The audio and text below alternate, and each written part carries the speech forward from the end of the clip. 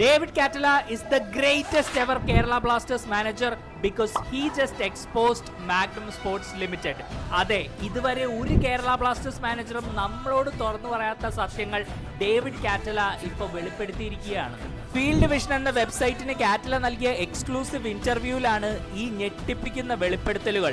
ഈ season ക്ലബിലേക്ക് management കൊണ്ടുവന്ന ഒരു ഫോറിൻ താരത്തിന് പോലും ഒറ്റ രൂപ പോലും നമ്മൾ സാലറി നൽകിയിട്ടില്ല. അവരെ വെറുതെ ഫ്രീ ആയിട്ട് കളിക്കാനാണ് മാനേജ്മെന്റ് ഇങ്ങോട്ട് കൊണ്ടുവന്നിരിക്കുന്നത്.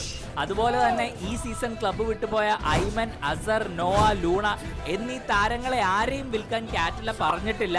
അവരെല്ലാവരും കോച്ചിന്റെ പ്ലാനിലുള്ളവർ തന്നെയായിരുന്നു.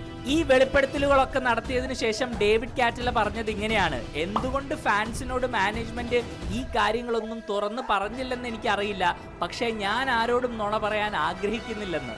My message is to the club owner Nikhil, CEO Abhik and sporting director Karolis Skinkys. You have not been honest with the fans. We knew this when we heard your justifications during the meetings, but now we have clear proof and what you've done is unacceptable. എനിക്ക് Kerala Blasters ഫാൻസിനോട് എല്ലാവരോടും ഒരു കാര്യമേ പറയാനുള്ളൂ: നമ്മളെല്ലാവരും ഒന്നിച്ച് നിൽക്കേണ്ട സമയമാണിത്. ഇവിടെ കോസ്റ്റ് കട്ടിങ്ങിന്റെ പേരിൽ നമ്മുടെ മെയിൻ പ്ലേയേഴ്സിനെയൊക്കെ വിറ്റഴിച്ചതിന്റെ പൈസ നമ്മുടെ ടീമിൽ തന്നെ ഇൻവെസ്റ്റ് ചെയ്തില്ലെങ്കിൽ പിന്നെ എവിടെ പോയി? നിങ്ങൾക്കറിയാവുന്ന എല്ലാവരോടും ഈ കാര്യം പറയുക. മാഗ്നം സ്പോർട്സിൽ നിന്നും ഈ ന്യായീകരണ തൊഴിലാളികളിൽ നിന്നും ഈ ക്ലബിനെ എങ്ങനെ രക്ഷിക്കാമെന്ന് ഐഡിയാസ് കമന്റ്സിൽ പറയുക.